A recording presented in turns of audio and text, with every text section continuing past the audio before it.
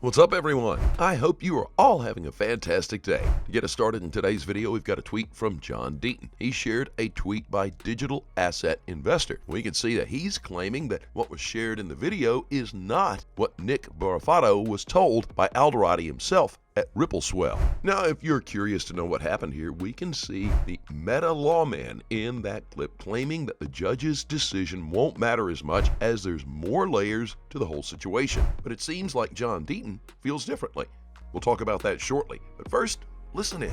On Twitter yesterday about what do you think's going to happen on Ripple? And I said, what I think's going to happen is everybody's going to overreact, whether it's a win or a loss, because what this judge has to say about it is really not going to be that important. Interesting. There are two more layers of appeals, what an appellate court says about this, and eventually the Supreme Court. That's what will matter. Hey, I want to go back and just say, I used the term settlement earlier when I talked about Ripple, when I talked about Brad Bellinghouse and Stuart Alderati. And look, it could be a settlement. It could be, the end of the case and the judge may settle the case. What I really mean to say is a conclusion. So I don't want anybody to read into it. Nobody told me there's a settlement. The conclusion of the case. But one of the things that Stuart said to me was he thinks when it's over, it's over. So I thought that was really cool. As always, welcome back to Moneyside, your favorite crypto news channel. If you're new here, welcome to the XRP Army. Hit that subscribe button and turn on notifications so you don't miss out on our daily crypto news updates. Now, John Deaton also shared his thoughts on the same clip, saying that he understands the point he's trying to make. He further went on to say that an appellate decision is a much bigger deal than a district judge's decision. That's why I said the library decision wasn't as big of a deal as some people claimed. He's looking at it from a legal precedent standpoint. But Judge Torres' decision will have a huge impact, practically and politically speaking. For example, if the judge agrees with the SEC, Gary Gensler's regulation by enforcement campaign will gain credibility and momentum. To crypto outsiders, he won't look like he's out of line. If Ripple wins outright and the judge criticizes the SEC for pursuing the implausible theory that the token itself, from the beginning of time until the end of the world, even sold in faraway lands, is always a security, no matter who sells it, could halt Gensler's campaign. John Deaton wound up by saying that, of course, it's possible that Judge Torres could split the proverbial baby and rule that Ripple at some point offered an unregistered security, but the token itself is not, nor are secondary market sales independent of Ripple. Either way, the Ripple XRP case is ground zero. In more interesting news today, we've got another tweet. It comes from Digital Asset Investor. He shared a video of an interview between Michael Saylor and Patrick Bet-David and captioned it, "I would pay money to watch him try to explain the due diligence he's done to try and find out who these 4 Satoshis are that Homeland Security is on video saying that they met with to his board." But listening to the entire interview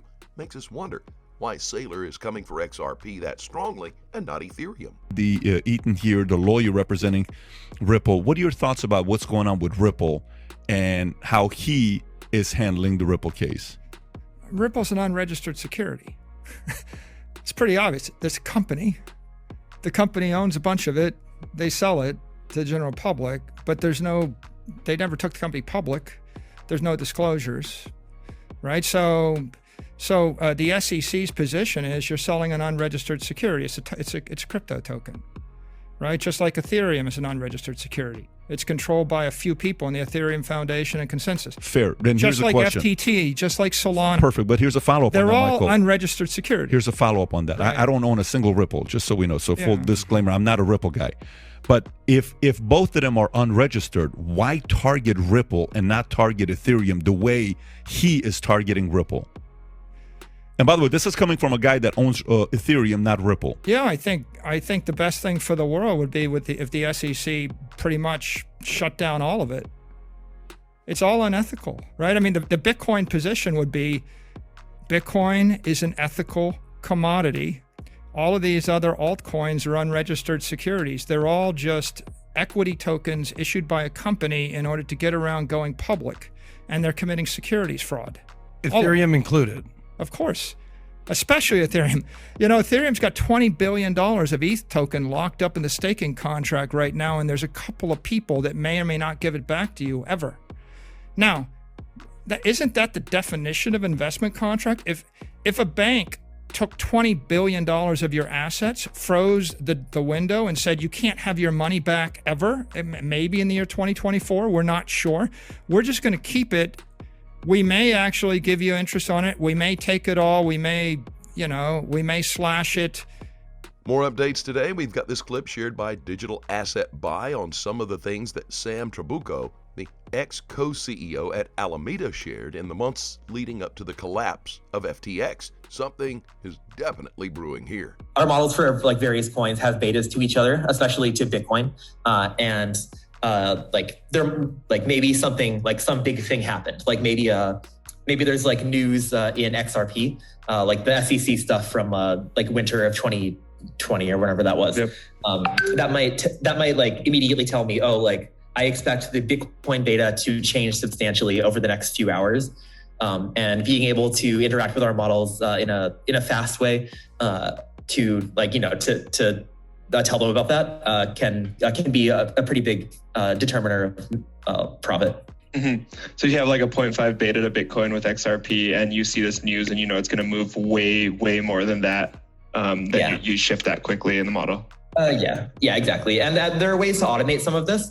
And our models keep getting better and better, or have kept getting better and better at being able to having like quick ways of interacting with them, and B, like sort of understanding these things on their own. And now more updates on FTX and SBF. I'm going to leave you with this clip. We can see how SBF dances around the question when asked whether regulators ever asked him about the relationship between FTX and Alameda. At some point, it even seems like he is either reading notes from his phone or has an earpiece on.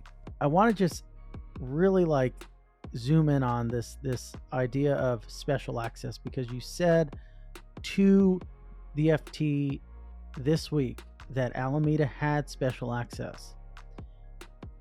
When you were speaking to, when you're in Washington and you're speaking with Gensler, you're speaking with members of the CFTC, you're speaking with policymakers, did they ever ask you, yes or no, if Alameda had special access to FTX? Did any of them ever ask you? So when you say that, you're stating there that Alameda had special access. No. Did any policymaker, any regulator in Washington ever inquire just generally about the relationship between FTX and Alameda? So there were lots of inquiries about the relationship between FTX US and Alameda. So they didn't care about the relationship between FTX International and Alameda Research? There were ways in which it was relevant. And what were those ways? So one of those ways was, and look, this was, as I say this, obviously, it was extremely relevant in many ways from the world's perspective, and should have been from my perspective, and I'm not at all trying to justify. No one thinks you're trying to justify. I'm asking a very simple question. Yeah. Did they ever ask? And what was your response? So let me put myself in the shoes of a regulator. I ask you, let's say 6 months ago, which I'm sure you were asked, does Alameda have special access to FTX, any of its subsidiaries? And you say, well, when you say subsidiaries, like the international and the U.S. businesses, it's a little bit of a technical point, but neither were subsidiaries of the other. As always, do your own research and always trade safely, guys. Please keep in mind we're not a licensed financial advisor. All videos on this channel are intended for entertainment purposes only. You can let us know always what you think in the comment section below. Let's start a conversation. Thank you so much for watching. Couldn't be here without you. Don't forget to like this video, and please click on that subscribe button below. And be sure to turn on notifications. That way you get informed whenever we post our amazing content. Thanks again. We will see you on the next Money Side.